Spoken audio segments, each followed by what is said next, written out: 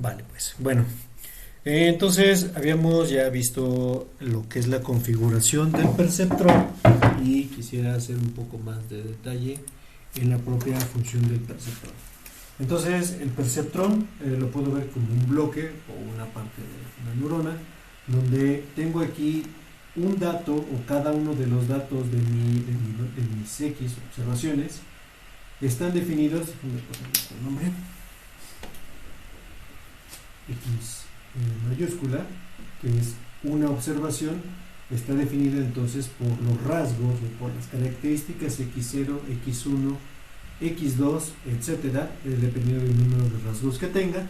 En el caso de lo que hemos visto acá, teníamos tres rasgos, X0, X1 para la formulación que habíamos hecho, esta X2, cada uno de estos rasgos está multiplicado por un valor de pesos, W0, W1, W2, que entran a este nodo que es el nodo sumatoria, donde sumo todos los valores de peso, le pongo de manera agregada un valor de B, que me va a dar entonces el término Z, que es el término que coloco acá, y entonces puedo decir ahorita que Z es igual a cada uno de estos pesos, en su forma extendida, es la sumatoria de los pesos I por los rasgos de entrada WXI más el valor de sesgo o vía, que es esta.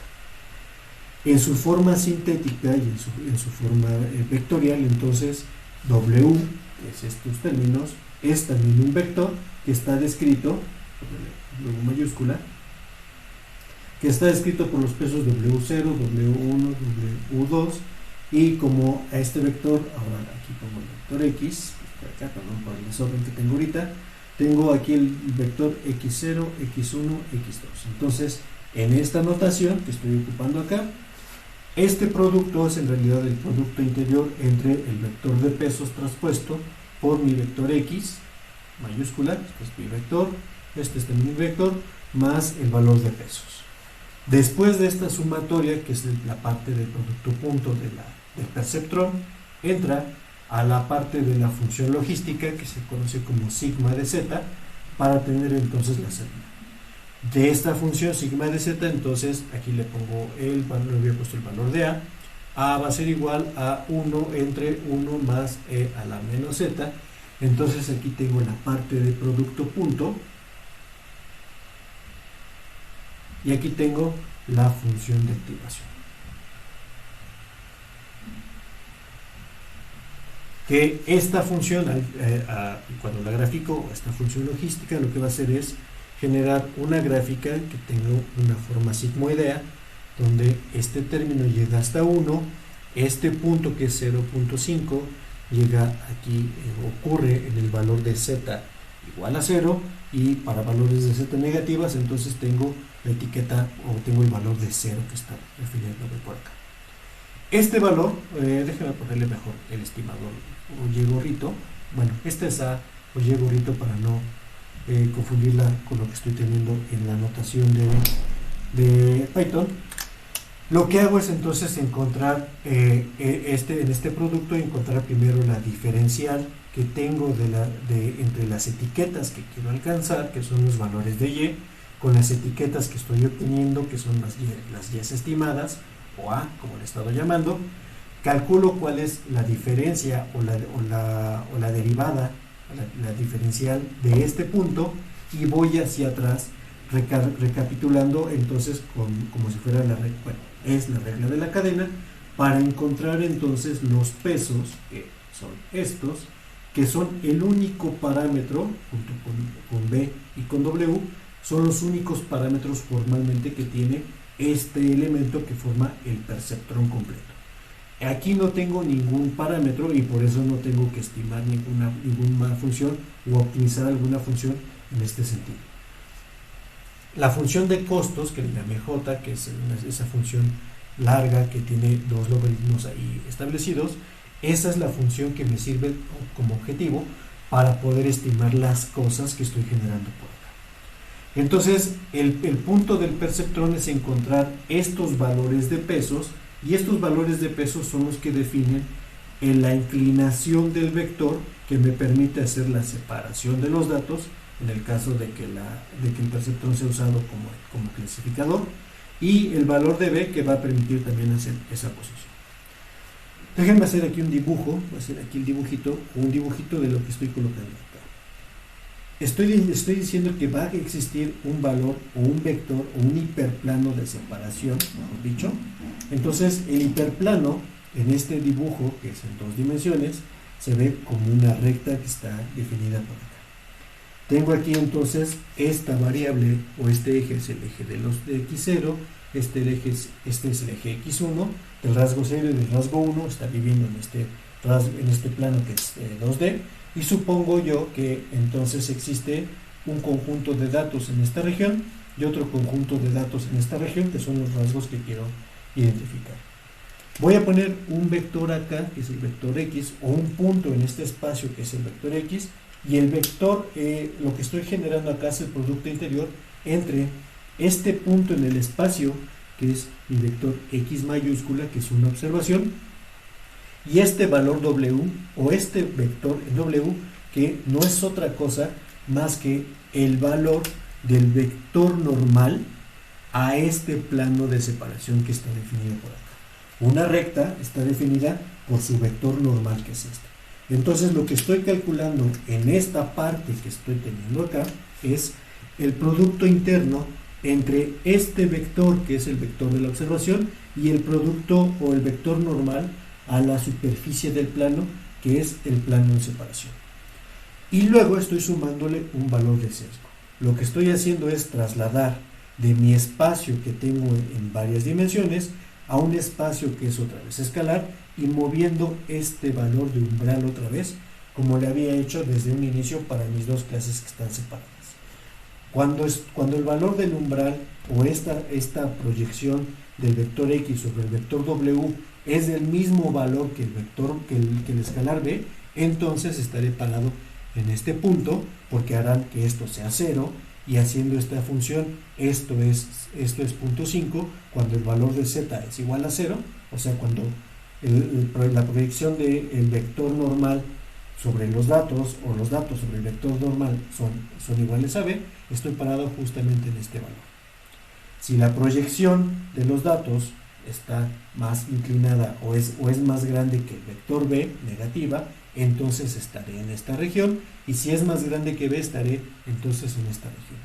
Por ello, el valor de b que estoy colocando acá me permite mover la altura de este hiperplano, y el vector w lo que hace es darle orientación al hiperplano para lograr hacer el ajuste del vector y la mejor separación entre los datos que estoy generando en este sentido. Ahorita lo que vamos a ver es cómo el algoritmo del perceptrón, que ya tenemos escrito, va a permitir ir moviendo este hiperplano que está acá para orientarlo en la mejor posición definida por la función de costo que habíamos definido en la clase pasada. Y con ello entonces obtengo la mejor separación optimizada para esta función de costo que habíamos definido como J. Para que no quede todo tan misterioso, vamos a poner entonces aquí mis funciones. Cargo los módulos de Python que siempre he cargado de manera habitual, y aquí en este ejemplo, en esta libreta, tengo una función que es el entrenamiento del perceptrón. Va a recibir los valores de x, va a recibir a y como las etiquetas, que a diferencia de lo que habíamos hecho para los otros rasgos, las etiquetas tienen que ser 0 y 1 para que pueda utilizar esta función logística, esta función sigmoidea. N iter lo que va a definir es el número máximo de iteraciones que voy a lograr. Como estoy haciendo un paso de descenso por gradiente, tengo que tronarlo por dos razones. Una es, los valores ya no los estoy moviendo, lo que sea que esté optimizando, o sea W y B, ya no los muevo. Y la otra es, si el número de iteraciones es demasiado alta, tengo que tronarla para poder romper el algoritmo y decir que salí. La tolerancia es esa diferencia que voy a tener entre los pasos, que lo tomo como el valor absoluto o la magnitud de este vector con el anterior que calculé, y del valor de b también. Alfa constituye el tamaño de paso para el descenso por gradiente, y esta variable, estas dos variables que estoy colocando acá, son variables auxiliares que me sirven para poder graficar el vector, que es este hiperplano, conforme van pasando el número de iteraciones. Entonces inicializo los valores, y es igual a 0, la diferencia es igual a 1, extraigo cuántos rasgos tengo, cuántos ejemplos tengo, para ir haciendo el valor estimado. Inicializo un vector en una posición aleatoria, porque el vector tiene que iniciar, evaluar en dónde está ubicado, porque ese es el descenso por gradiente. Me paro en alguna posición, calculo la derivada, avanzo en la dirección de la derivada y después voy actualizando dependiendo del número de pasos. Tanto W como B son los valores que se actualizan en el algoritmo, y entonces tengo que hacer estas partes que había definido por acá. Primero hago el paso en forward, que es este, que es calcular el valor de Z, que es esta posición, el producto interior entre mi vector del hiperplano de separación con el valor de las observaciones, y luego a todas ellas le sumo el valor del sesgo. Obtengo entonces el valor de Z, y luego ese valor de Z lo paso a través de la función sigmoidea, que es esta definición que tengo en este lado del pizarrón. Posteriormente, una vez que tengo esto, calculo en la función de pérdida o de costo, tomando en cuenta los valores de las etiquetas verdaderas con los valores de las etiquetas que calculé ahorita, y con eso es entonces la función a optimizar. Esta función, su derivada, que podemos ver más adelante, no es formalmente parte de este video, la diferencia o la parcial de la derivada respecto a W será entonces simplemente para esa función logística, y por eso es importante aquella junto con esta forma de la función, o sea, la función de costo, que es la función logística, y esta sigmoidea. La diferencia entre ellas es simplemente la resta de los valores que estoy obteniendo al final del perceptrón menos los valores de las etiquetas verdaderas del perceptrón. El paso anterior, entonces aquí tengo ya la parcial, el paso anterior, que es la parcial de esta, es el producto interior de las observaciones que estoy, de las observaciones que estoy teniendo. Aquí podemos ver que la parcial de esta respecto a W va a ser entonces XY, y la parcial de esta respecto a B es entonces igual a 1, porque la derivada está formada por estas partes. Entonces, como tengo que optimizar las dos, por eso formo estas parciales. Y entonces es el producto, como es una regla de la cadena, es el producto interior entre la derivada de esta con la derivada de esta, que la acabo de calcular como el valor de Z, que es este término, y lo divido entre el número de valores para obtener su valor esperado. Este es el paso de retropropagación. Entonces voy hacia adelante, calculo las salidas, observo en que me equivoqué, voy para atrás, recalculo los valores de los pesos, que son estos, y entonces voy otra vez en esa lógica del descenso por gradiente. La actualización va a ser el valor actual que tengo de W restando el valor del paso por la propia diferencial, y el valor de B va a ser el valor de B que estoy obteniendo menos el valor de el paso por la diferencial. Está hecho en dos pasos este algoritmo, pero también puede haberse hecho en uno solo, donde complemento el valor de X con el valor de unos para tener un solo vector característico que describa todo. Sin embargo, ahorita aquí lo dejo así. Calculo entonces la diferencia entre el paso actual y el paso anterior de la optimización o de los datos que tengo, y si esa diferencia es menor que la tolerancia, es decir, es la bandera de que ya no se movió mucho los valores ni de B ni de W, por lo tanto puedo salir, rompo el algoritmo. Si no es así, entonces actualizo el valor a W va a ser ahora el último valor que calculé, W1, y B va a ser el valor de B1. Esta parte de acá sirve para calcular o para pintar propiamente el hiperplano de separación en esta variable que está aquí, que va a estar en colores grises y con un ancho de línea muy delgado. Entonces, Simplemente no tengo que hacer nada más que decirle que así está definida. Y ahorita me voy a detener en cómo se pinta otra vez este hiperplano, porque esa parte es importante para definirlo. Entonces voy a cargar otra vez mis conjuntos de datos iris, que son estos. Separo, me quedo con los rasgos, separo las etiquetas, los coloco de manera adecuada en cada uno de ellos. Según yo, creo que este está mal. Este es 2, es menor a 2, menor a 2, y estos de acá. Déjenme revisar si lo hice bien. Sí, son ceros y unos las etiquetas, entonces están bien colocadas los valores de mis etiquetas. Y ahora lo que voy a hacer en este pedazo de código es propiamente el entrenamiento, o sea, pedirle que entrene el perceptrón.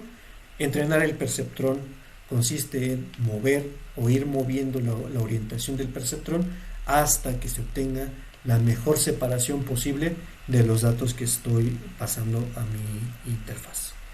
Los datos que estoy teniendo son los datos de la flor de iris, que son estos Xdata tiene nada más los datos.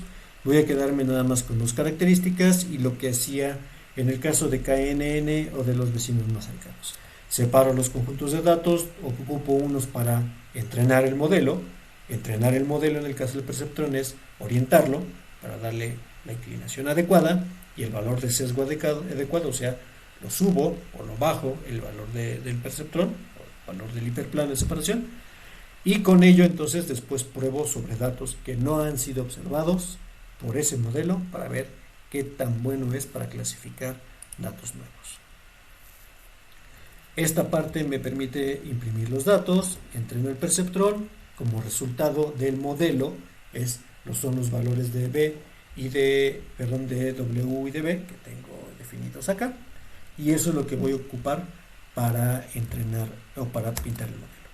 Dejo que corra porque va a estar haciendo esa iteración, y en lo que el algoritmo corre, haciendo la propagación hacia adelante y la retropropagación, explico esta forma de cómo se construye ese hiperplano que está definido por acá. Esto borrar esta parte.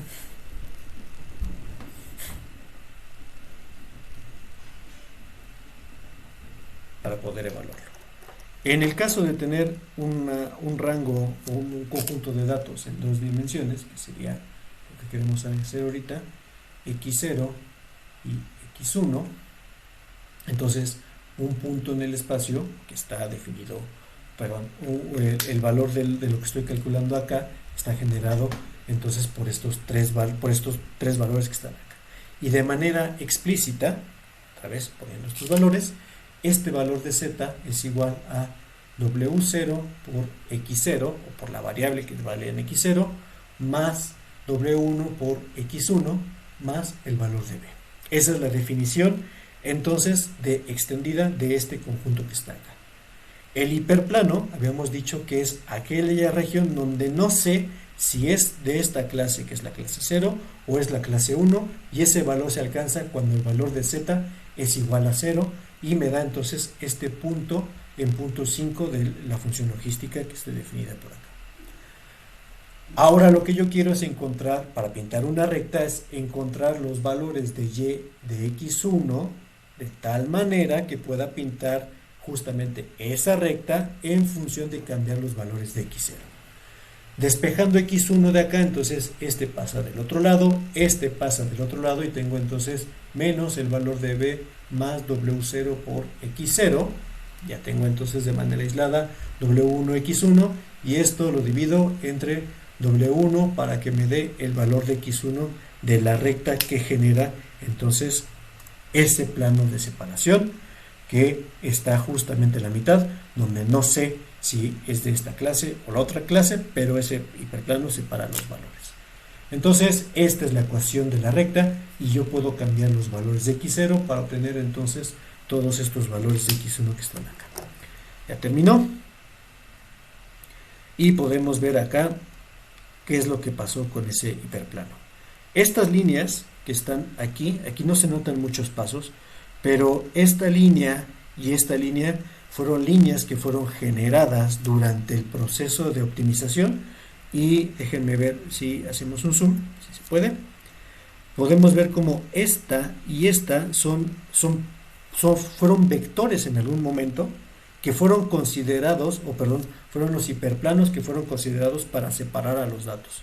El algoritmo, ahorita no tengo la secuencia de cómo brincó, pero tuvo que haber brincado y podemos ver acá en esta parte cómo hay más rectas en esta esquina, que están aquí, que el algoritmo encontró. Lo lógico sería que viajó de esta posición, viajó a esta posición y después empezó a iterar, ya que estaba orientado ahí, empezó a optimizar, a saber cuál era su inclinación perfecta o su mejor inclinación acorde con este valor de J, hasta que finalmente se quedó estático y es la definición final del algoritmo que tengo como una línea que por el valor del umbral, perdón, por la definición que tengo de mi código, es la línea que es un poco más gruesa por acá. Entonces podemos ver que el algoritmo realmente convergió a el punto que quería, que era separar los datos con la mejor función, o con los datos de la función de costo mínima o minimizada la función de costo que tenía definida por acá. Ese es el perceptrón y eso es esto forma entonces una sola de las neuronas para una red neuronal. Y ahora paso a encontrar la red neuronal vamos a poner aquí otro conjunto de datos. Por ejemplo, en lugar de utilizar las características 0 y 1, voy a utilizar otras características y ver qué es lo que sucede. Estas características son más fácilmente separables, o los datos son más fácilmente separables en estas características, y vemos que iteró pocas veces realmente, encontró inmediatamente cuáles son ese hiperplano óptimo de separación. Voy a poner otra, la 0 y la 2 quizá. Aquí ya se tardó, ya está buscando justamente ese hiperespacio. Vemos cómo empezó por acá y después de algunas iteraciones empezó por aquí. No estoy seguro de que haya empezado acá, se me hace que empezó en una orientación completamente más distinta que estas, pero como estoy restringiendo a observar solamente en esa caja, solo vemos la parte de interés que corresponde a los datos que tengo por aquí. Bueno, déjenme borrar esta parte y explicar ahora sí el conjunto de cosas que forman la red neuronal.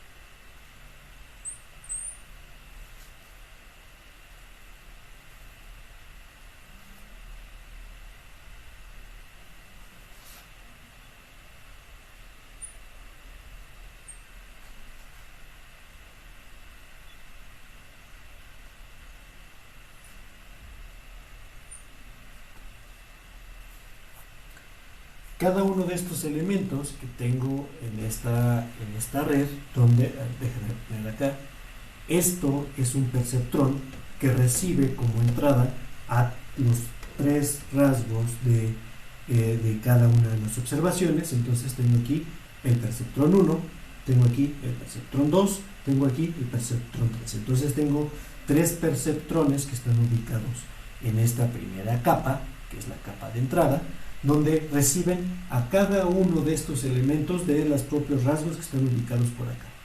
Significa entonces que tengo, al tener 3 perceptrones, entonces tengo 9 posibles combinaciones, que son los pesos que conectan a cada uno de los rasgos con cada uno de los pesos que están acá. Si llamamos a este el peso 1 del perceptrón 1, este sería entonces el peso 2 del perceptrón 1, el peso 3 del perceptrón 1. Este sería el peso 1 del perceptrón 2, este es el peso 2 del perceptrón 2, el peso 3 del perceptrón 2. Y este sería el peso 1 del perceptrón 3, el peso 1 del perceptrón el peso 2 del perceptrón 3 y el peso 3 del perceptrón 3 que está aquí. Y me falta entonces a cada uno de ellos su valor de sesgo B1, B2, B3. Este perceptrón entonces, o las salidas de este perceptrón, que son únicas porque ya están pasando después de la función de activación, entonces se conectan con otra capa de perceptrones, donde ahora puedo poner más o puedo poner menos perceptrones que la capa anterior. El número de perceptrones que ponga en las capas o en las etapas de esta función realmente da exactamente lo mismo. Entonces, bueno, no da lo mismo, y eso es quizá una forma de refinar estas redes neuronales, aunque todavía es un poco heurística y no hay un consenso claro en cómo tienen que definirse estas capas que están acá.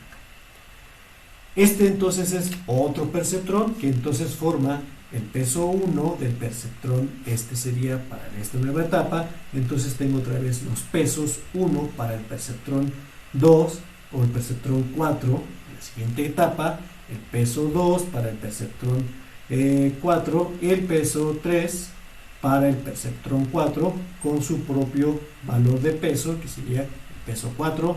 Tengo aquí entonces mi otro valor de sesgo, que es el peso 5, y después entonces tengo finalmente, como mi salida es una etiqueta que va a tener 1 o 0 respectivamente, entonces una sola neurona que está dada hasta el final me genera la salida que tengo definida por acá, donde tengo aquí otra vez otro peso, otro valor de W. Ahora tengo un W1 para, este sería el 5, sería el 6, y W2 para el 6 que estoy definiendo por acá. Entonces lo que hice fue conectar distintas cantidades de perceptrones en estas que estoy definiendo por acá, para conectar entonces las salidas de cada uno de esos perceptrones con las siguientes etapas de la red. Por default, a esta se le conoce como la capa de entrada. Esta, bueno, de hecho, formalmente la capa de entrada es esta, perdón. Esto forma la capa de entrada. Esta sola red forma la capa de salida. Y esta parte que está acá forma el número de capas ocultas que tiene mi red neuronal armada de esta manera.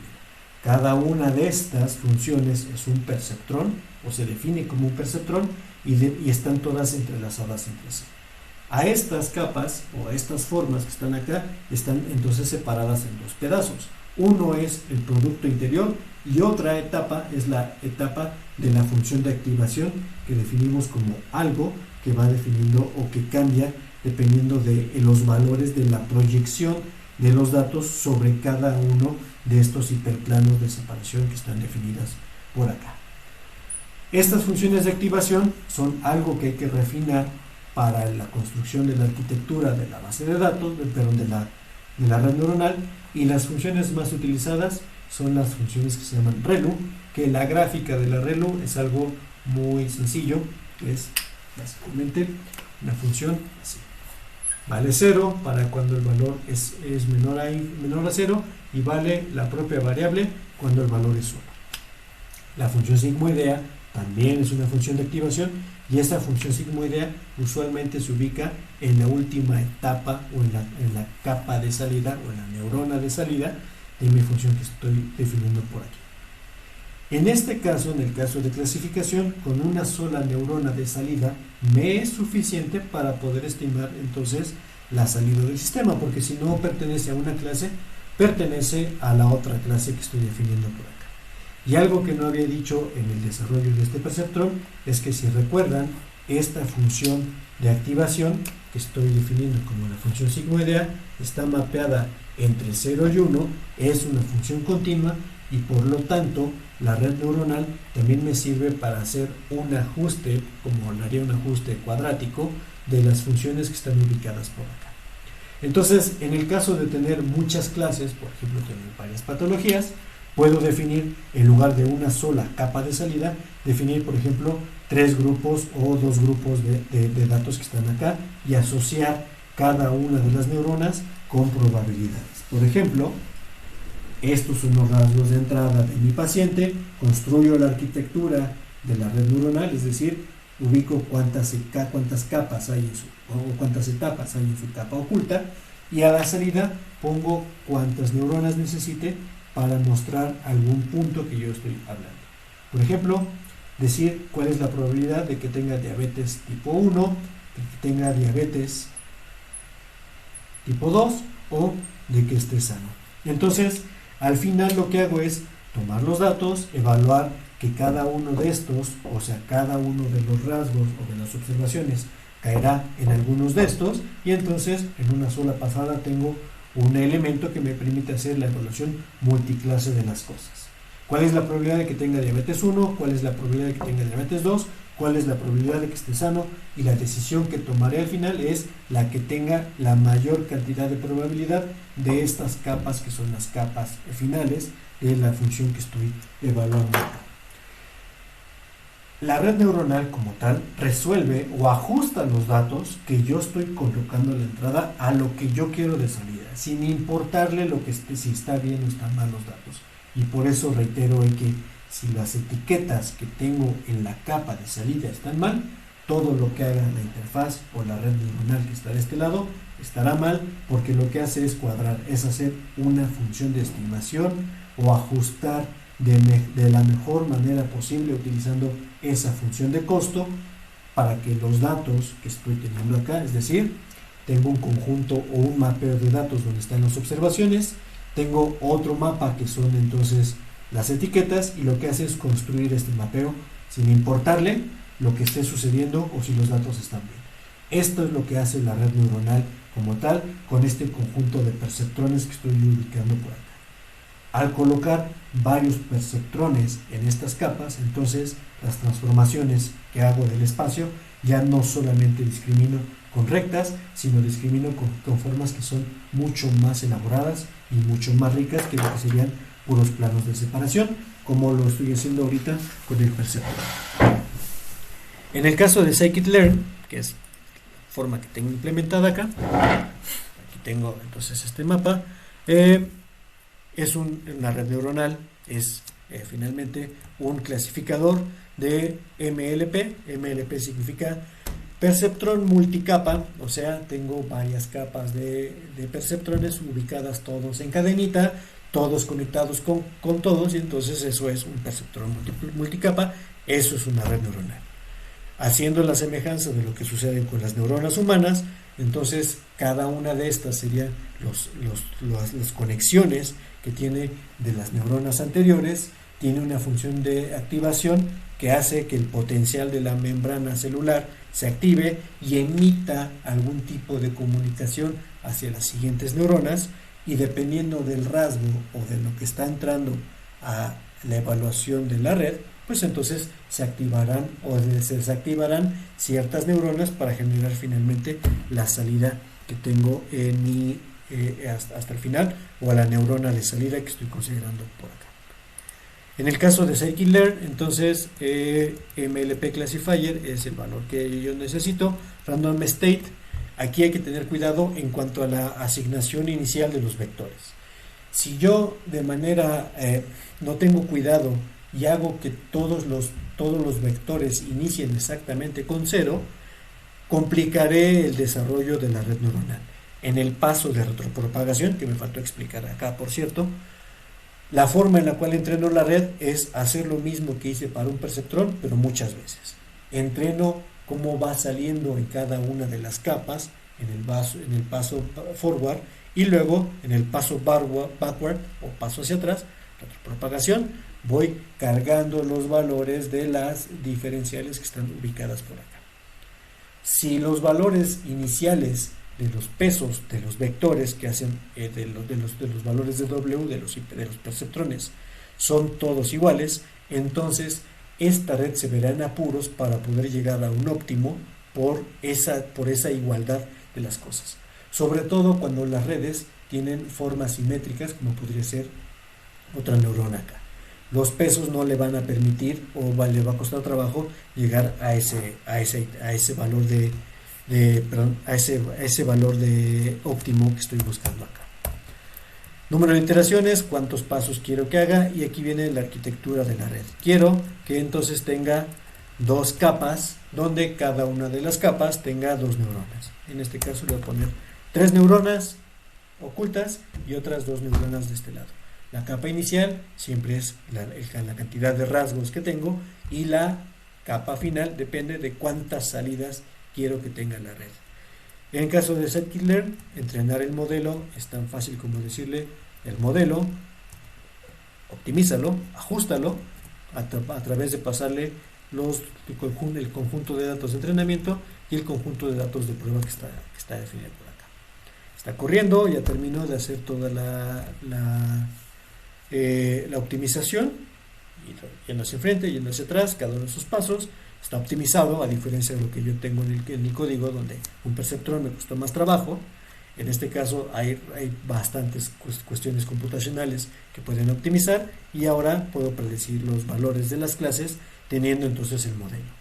En este caso el modelo de la red neuronal involucra los pesos finales que tiene cada una de estas neuronas, cuáles son los valores o cuántas neuronas tengo en cada una de las etapas, y todo eso constituye ahora el modelo de aprendizaje que tengo definido por acá.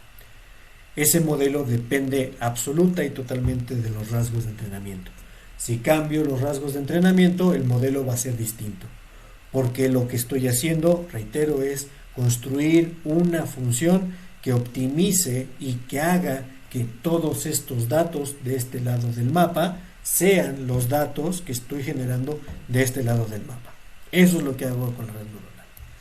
Muchas veces, o por la probabilidad, entonces voy a generar regiones que se parecen, y esas asignarlas a un rasgo que está por acá. Pero es una cuestión de asignación de funciones y de optimización de las funciones como tal. Y calculo entonces ahora mis datos, ¿no?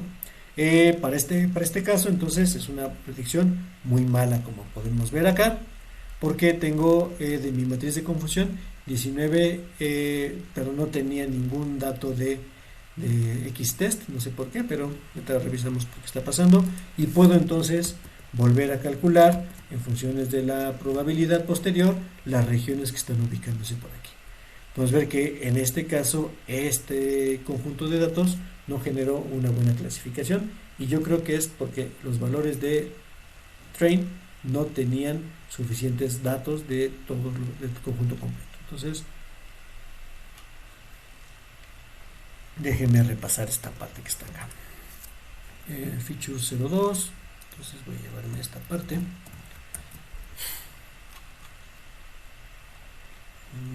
Lo coloco por acá. Train test, train data. Entonces ahí está. Déjenme ver cómo están los datos para que no pase lo mismo de hace rato. Print test. Tengo varios conjuntos en la parte de la prueba. Train. Está bastante robusto los valores. X train, a ver, quiero imprimir print X train. Ok, tengo bastantes valores, solo son 2 rasgos, y entonces ahora sí voy a ponerle como estaba. Así que la red neuronal no estaba ajustada para tener 3 y 2 y solamente para 2 y 2. Ya, qué diferencia. Mi matriz de confusión hizo una clasificación perfecta como tenía que pasar dado que los datos son perfectamente separables en esta arquitectura. Y ahora sí, entonces voy a generar mis datos, mi mapeo, como lo había venido haciendo, y ahí está. Este es el mapa que genera la probabilidad posterior de asignación de clases. Lo que está en azul es lo que seguramente pertenece a la clase de estrellitas, y lo que está en amarillo es lo que pertenece a la clase de bolitas, que no sabemos qué plantas son, pero ahí están mapeados estas ubicaciones, y el hiperplano de separación seguramente es donde está ubicado. De hecho no es hiperplano, sino es una región con bordes más suaves, en este caso, que va a definir o rastrear alguna de las dos clases, o alguno de los dos valores que están acá. Déjenme cambiar a algunas clases que estén más encimadas. Según yo es la clase, tengo que hacer es esto, 0.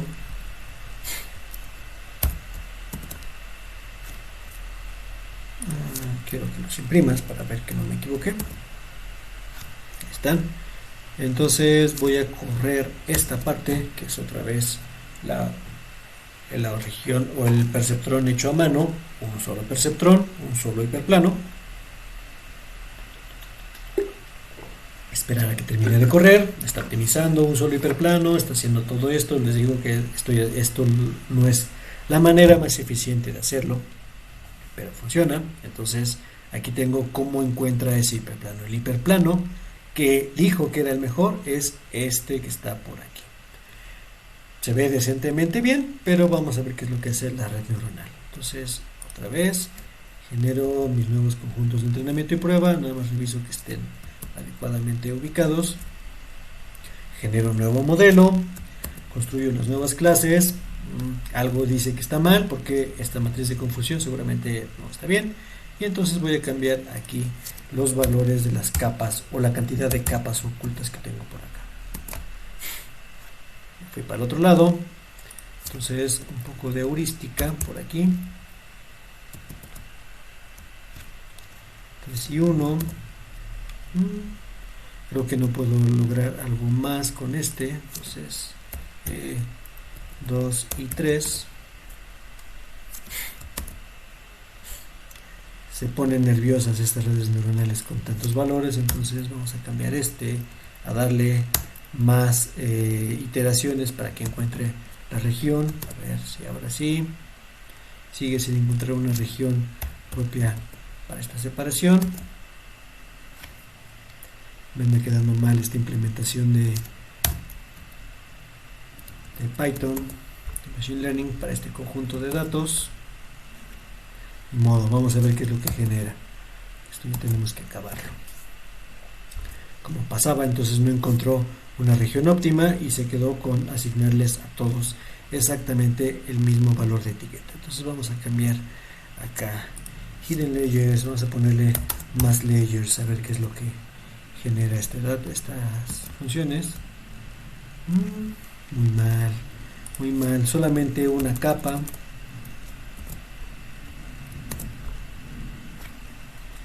Nice, no me deja, se pone muy rejega esta parte.